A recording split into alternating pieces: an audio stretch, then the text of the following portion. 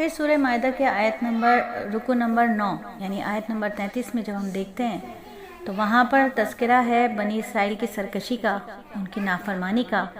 آدم علیہ السلام اور کے دونوں بیٹوں حابیل اور قابیل کا قصہ ذکر کیا گیا، جس کے مطابق قابیل نے حسد کی بنا پر اپنے بھائی کو قتل کر دیا تھا، اور یہی حسد یہودیوں کے اندر بھی پایا جاتا ہے، جس کی وجہ سے انہوں نے خاتم الانبیاء صلی اللہ علیہ وآلہ وسلم کی رسالت سے انکار کیا گیا۔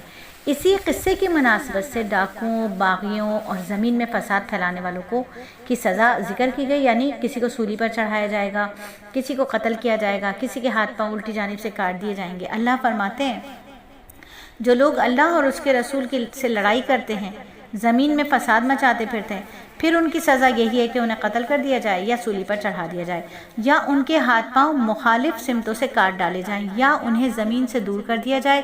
یہ تو دنیا میں ان کی رسوائی ہے اور آخرت میں ان کے لیے زبردست عذاب ہے۔ یعنی ایسا کیا جائے کہ پیچھے جہاں انسان کی، ہم دیکھتے ہیں پچھلی آیات میں جہاں انسان کی حرمت کا ذکر ہے، وہاں یہ بھی اشارہ دے دیا کہ جو لوگ زمین میں فساد مچاتے ہیں ان کی جان کو حرمت حاصل نہیں ہے، یعنی ان کی جان کی بھی کوئی عزت نہیں ہے۔ اب اس کی مفصل سزا بیان کر دی۔ مفسرین اور فقہا کا اس بات پر تقریباً اتفاق ہے کہ ان آیات میں ان لوگوں سے مراد ہے جو ڈاکو ہیں، جو اسلحے کے زور پر لوگوں کو لوٹتے ہیں، اور اس کے بارے میں جو یہ کہا گیا کہ اللہ اور اس کے رسول سے لڑائی کرتے ہیں، اس کا مطلب یہ کہ اللہ کے قوانین کی بے حرمتی کرتے ہیں، اور ان لوگوں سے لڑنا گویا وہ اللہ اور اللہ کے رسول سے لڑنا ہے۔ اور ان لوگوں کے لیے اس آیت میں 4 سزائیں دی گئیں۔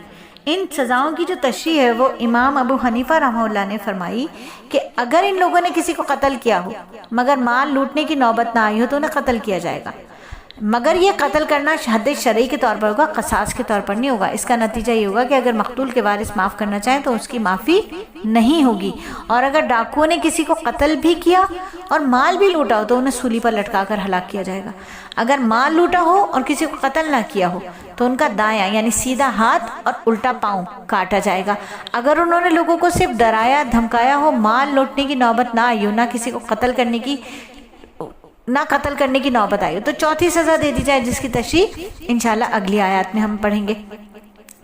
تو اگر یہ جو سزائیں ہیں نا، قرآن کی جو سزائیں ہیں، اگر یہ سزائیں دے دی جائیں، اسلام جن سزاؤں کے بارے میں کہتا ہے، جو سزائیں اسلام نے مقرر کی، شریعت جن سزاؤں کا حکم دیتی ہے، اگر ان سزاؤں پر عمل درآمد کیا جائے تو یقین کیجئے معاشرہ امن و امان کا گہوارہ بنتا ہے۔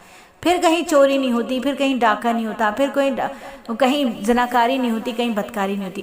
جہاں اسلامی سزائیں نہیں دی جائیں گی، جہاں شریعت کے اصول لاگو نہیں کیے جائیں گے، وہاں ہم دیکھتے ہیں معاشرہ بے روی کا شکار ہوتا ہے۔ اور آج ہم خود دیکھ رہے ہیں، اپنی آنکھوں سے دیکھ رہے ہیں کہ کس طرح لوگوں کا جان مال عزت کچھ بھی جو ہے وہ حفاظت میں نہیں ہے۔ آپ باہر نکلیں، آپ سونا پہن کر باہر نہیں نکل سکتے، آپ کو ڈر لگتا ہے کہ کوئی آپ کو لوٹ لے گا، اسنیچنگ ہو جائے گی۔ آپ باہر اچھا موبائل لے کر نکلیں، آپ کو ڈر ہے، بچوں کی جان، ایک موبائل 10-10 روپے کے عوض ایسے ڈکیت پھر رہے ہیں جو بچوں کی جانیں لے لیتے ہیں۔ تو یہ کیا ہے؟ یہ اسلامی جو شریعتی سزائیں ہیں اس کا فقدان ہے۔ اگر دین اسلام کی جاری کردہ سزائیں پورے معاشرے پر لاگو کر دی جائیں، پھر چھوٹا بڑا کچھ نہ دیکھا جائے۔ مطلب چوری اگر ہوگی اور اس میں بی بی فاطمہ بھی ہوں گی تو نبی صلی اللہ علیہ وسلم نے فرمایا ان کے ساتھ بھی ایسے ہی ہوگا۔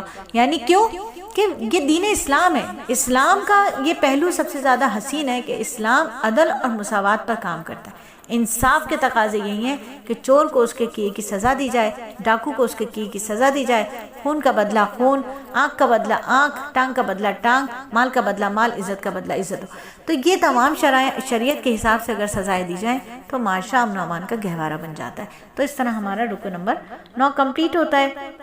آگے رکو نمبر 10 کی طرف بڑھتے ہیں، جہاں انہی چوری سے متعلق اور انہی سزاؤں سے متعلق مزید بات کی گئی ہے۔